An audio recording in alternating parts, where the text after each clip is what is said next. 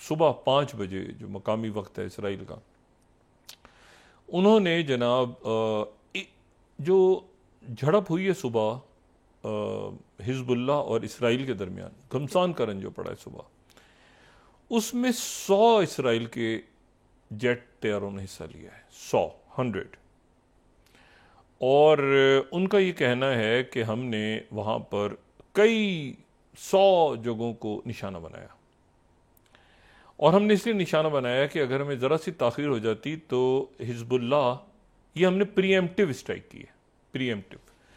और हमने इसलिए की है कि हिजबुल्लाह थोड़ी ही देर के बाद, हमारे पास इंफॉर्मेशन ये थी कि अगर हम थोड़ी सी ताख़ीर करते तो हिजबुल्लाह जो है वो इसराइल पे जो हमला करने जा रहा था, और वो हमला तल अवीव के अंदर उनके मोसाद के हेड क्वार्टर्स को और उनके आर्मी के हेड क्वार्टर्स और बाकी जगहों को हिजबुल्लाह निशाना बनाने जा रहा था। तो हमने प्रीएम्प्टिव स्ट्राइक की, तो 100 तैयारों ने वहाँ उसमें हिस्सा लिया। उसके फ़ौरन बाद जो है वो 320 जो है वो रॉकेट्स और मिसाइल्स हिजबुल्लाह ने दाग दिए। पूरी एक बारिश हो गई इसराइल के ऊपर हिजबुल्लाह की तरफ से। अच्छा, अब हमास नहीं है, ज़हन में रखें, ये हिजबुल्लाह है।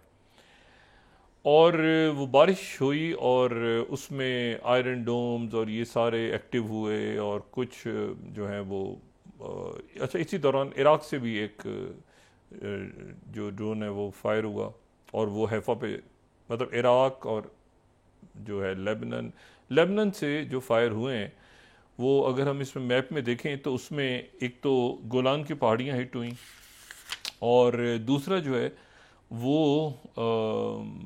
अच्छा, लेबनान के अंदर वो 5 किलोमीटर तक अगर हम फर्स्ट मैप इसमें देख सकें, और फिर ये कर्सी अल जज़ीरा, और ये जो है ये मेरॉन बेस पे, अब ये मेरॉन बेस जो है ये सबसे इम्पोर्टेंट, आप समझें कि ये सर्वेलेंस यहाँ जहाँ से होती है वो मेरॉन बेस से होती है।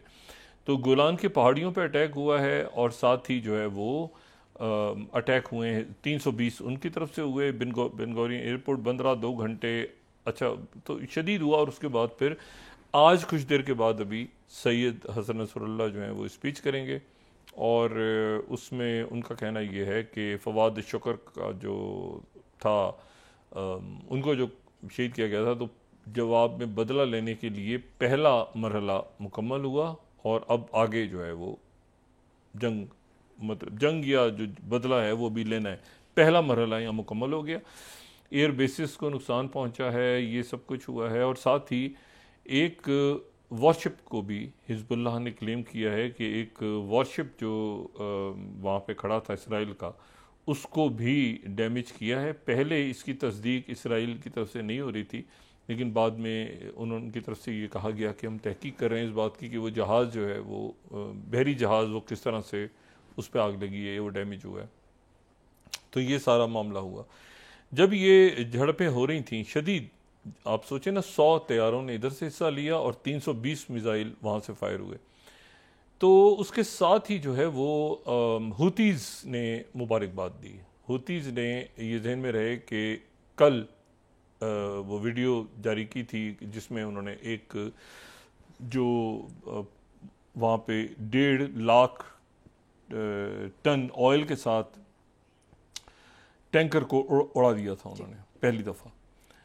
तो उन्होंने मुबारकबाद दी, और उन्होंने ये कहा कि हम यहाँ पे जो 20 जुलाई को, अगर 19 जुलाई को इस साल हुतीज़ ने एक हमला किया था, और वो हुतीज़ का हमला जो ड्रोन था वो तल अवीव पे गिर गया था जाके 19 जुलाई 2024। तो 20 तारीख को फिर उनके हुदैबा की जो बंदरगाह है वहाँ पे इसराइल ने वहाँ पे अटैक किया था जवाबी। हुतीज़ ने डायरेक्ट पेनिट्रेट करके एक मिसाइल, वो आयरन डोम को पेनिट्रेट करते हुए एक बंदा उसमें मर भी गया था, वो तल अवीव में गिरा था।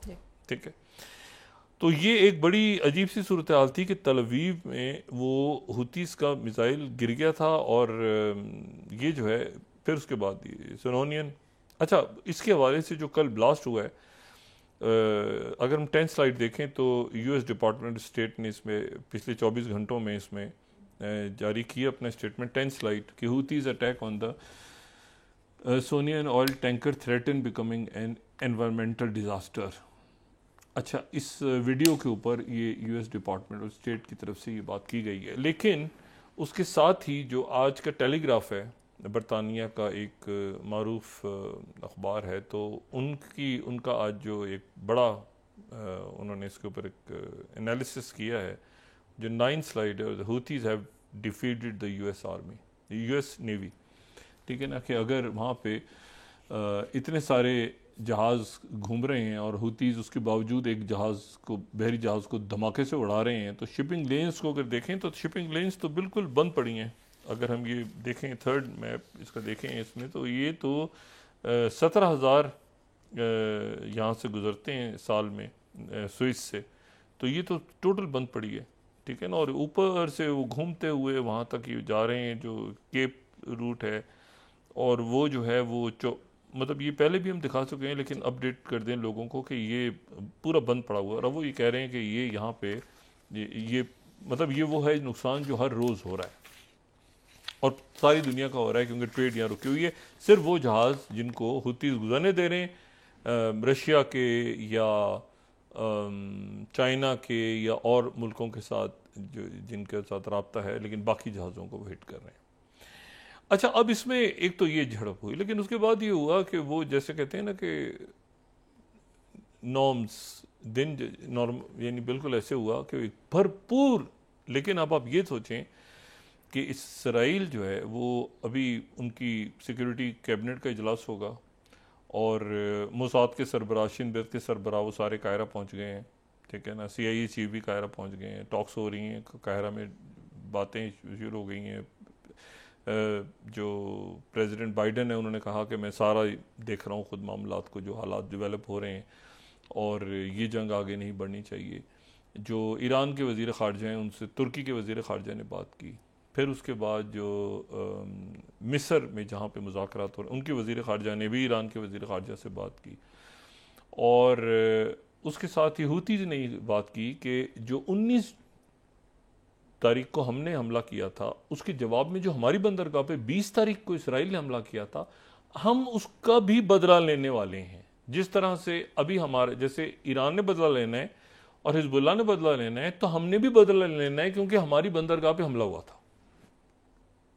ठीक है, 20 जुलाई को, तो हमने अभी बदला उसका लेना है। तो उन्होंने मुबारकबाद दी साथ ही। तो अब आप ये देखें कि इसराइल जो है वो उसकी जो यानी जब टीम वहाँ पे गई है और वो मुज़ाकरात कर रही होगी, तो इससे पहले सुबह वो 320 रॉकेट भुगत के आए हैं। 100 तैयारे इस्तेमाल हुए हैं। 100 इजरायली जेट्स, 100 इजरायली जेट्स।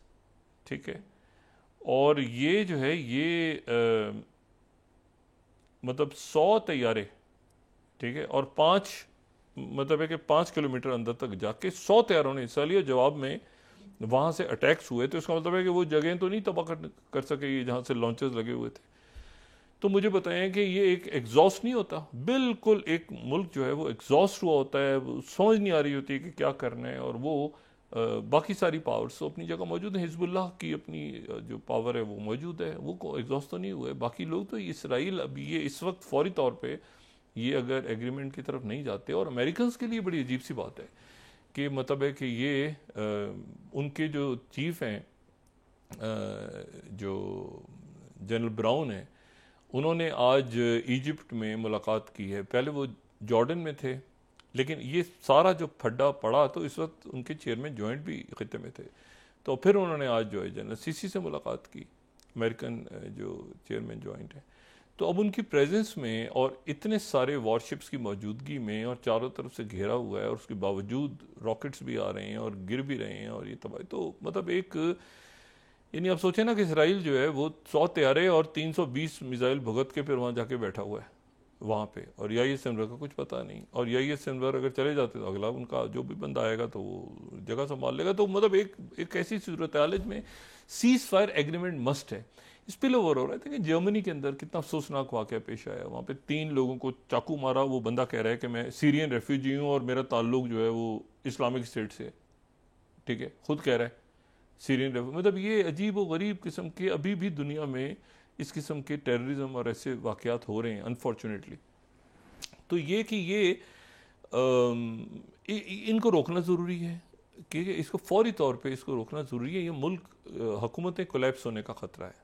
मैं इससे ज़्यादा कोई बात नहीं करना चाह रहा, लेकिन ये अगर मामलात ये जो गज़ा में यानी आप सोचें ना कि अगर इस वक्त लोग निकलेंगे भी तो ज़ख्मी हुए होंगे लोग, कहत हुकूमतें कोलैप्स होने का ख़तरा है। ठीक है, तो इसलिए ये है कि इसको इसमें इजिप्ट भी बहुत इन्वॉल्व है।